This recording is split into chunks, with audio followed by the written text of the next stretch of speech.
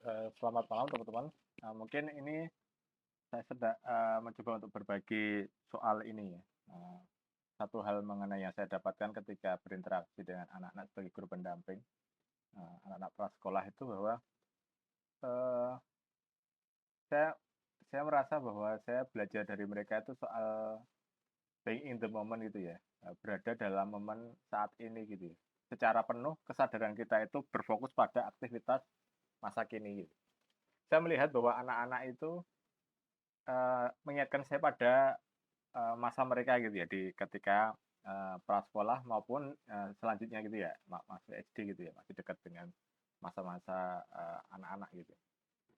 Jadi saya melihat bahwa memang, seringkali ketika kita dewasa gitu, pikiran kita dipenuhi dengan, penyesalan apa yang terjadi di masa lalu, kemudian juga, hal yang umum ya, kekhawatiran mengenai kecemasan masa depan ya, soal karir, soal jodoh dan lain sebagainya gitu. Padahal ketika kita, eee masih anak-anak, pikiran kita itu tidak sekompleks itu ya. Maksudnya mungkin, apa yang menjadi problem itu ya problemnya anak-anak gitu. Dan ketika beraktivitas itu, ketika bermain dan belajar itu saya melihat, mereka secara penuh itu kesadarannya itu terfokus pada apa yang dikerjakan gitu. Saya saya jadi, berpikir bahwa dan mungkin distraksinya mungkin temennya yang lewat dan lain sebagainya. Saya dari situ tuh menyadari bahwa kita bisa belajar banyak hal ya, dari anak-anak itu soal bagaimana menikmati masa kini.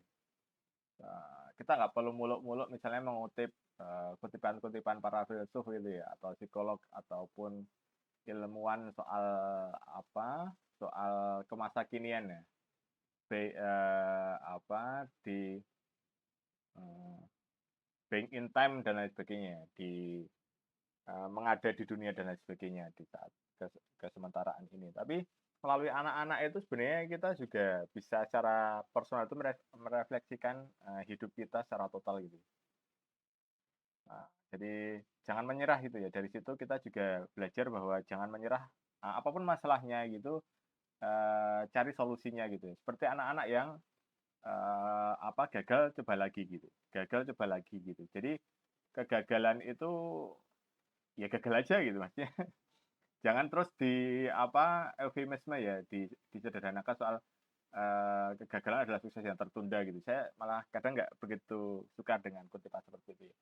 Ya gagal gagal aja gitu menjadi, pemicu kita untuk selalu mencoba gitu ya. Ada selalu hal yang dipelajari dari kegagalan gitu, ketika saya mendampingi anak-anak, belajar gitu ya, maksud saya tanggung jawabnya adalah, 1 anak saja gitu, tapi juga membantu, berjalannya kelas ya, shadow teacher gitu. Saya jadi merasa bahwa ya hidup ini tuh memang memang selalu ada masalah gitu ya, dan kita dituntut untuk mencari solusinya gitu. Ya kalau gagal coba lagi gitu, never never give up gitu ya. Jangan, mudah menyerah gitu. Selalu ada yang dipelajari dari sesuatu yang keliru gitu. Jadi bukan membenarkan kekeliruannya, tapi memang kalau sudah keliru ya yang sudah terjadi kan kita nggak bisa, mengubahnya ya untuk di-undo seperti di game gitu ya. Dikembalikan ke state awal gitu ya. Ya yang bisa kita lakukan adalah memperbaiki yang sudah kadung terjadi gitu. Jadi, pesan saya dari refleksi personal ini ya terutama untuk diri saya sendiri dan juga teman-teman, apapun yang terjadi, di dalam hidup itu cari solusinya. Misalnya ketika benar-benar frustasi, benar-benar, bahkan depresi gitu ya, ya misalnya bercerita kepada teman yang paling dekat yang dipercayai gitu ya. Saya mungkin merasa dulu, mengamalkan apa yang menjadi meme saat ini ya, meme-nya, laki-laki itu ya, laki-laki tidak bercerita gitu dan lain sebagainya. Tapi pada satu titik kan tentu saja itu tidak sehat gitu ya, bahwa, mencoba berpikir sendiri semuanya, dari mulai yang paling kecil sampai yang kompleks itu tidak sehat gitu. Cari teman-teman yang kita percayai gitu ya, eee, belajar dari mereka perspektif yang lain gitu, dari obrolan itu kita bisa mendapat insight ya. Karena ketika pikiran kita sedang mampet gitu ya, oleh masalah, yang kadung sudah menjelimet gitu, teman yang berusaha mendengarkan itu sudah membantu kita satu hal gitu ya. Karena dia mau mendengarkan dan kita sebenarnya ada beban emosional yang ingin dikeluarkan gitu. Itu salah satunya meringankan benak kita yang sudah kadung jenuh gitu ya dengan semua problematika kehidupan gitu. Itu yang pertama. Yang kedua, kita bisa melihat perspektif mereka dari teman kita yang fresh itu kan. Pikirannya sedang baik-baik saja, sedang dalam situasi normal ya. Itu kita bisa belajar perspektif yang dari yang objektif gitu.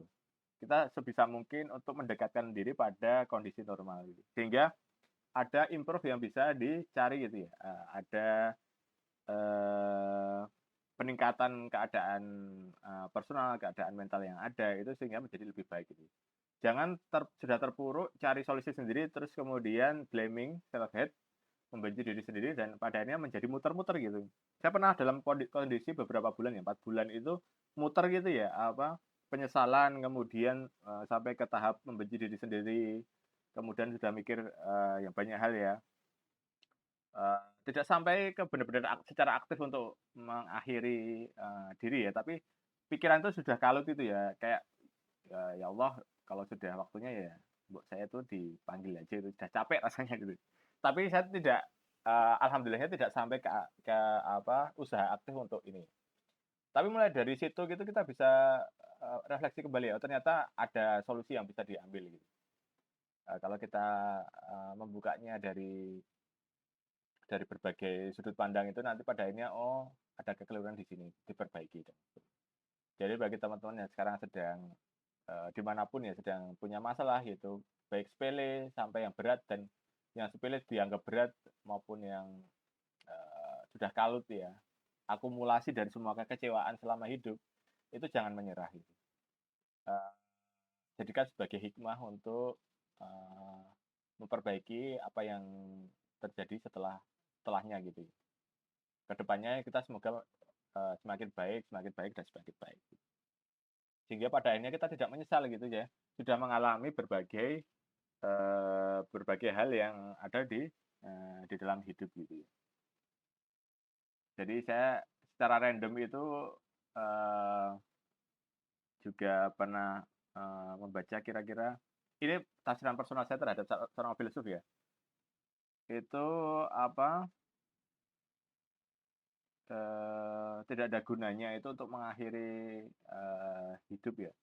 Karena ketika kita sudah memutuskannya, semuanya sudah terlambat. Maksudnya kan biasanya ya udah karena sudah kadung nggak ada solusi lagi, udah diakhiri saja gitu.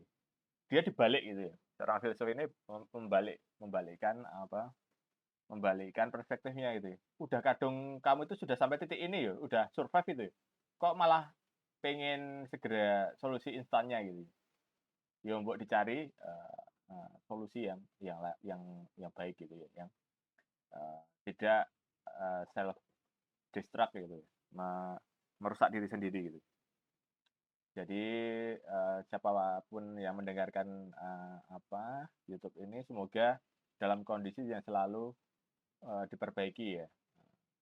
Tidak ada kata terlambat, semuanya ada pelajaran yang bisa diambil.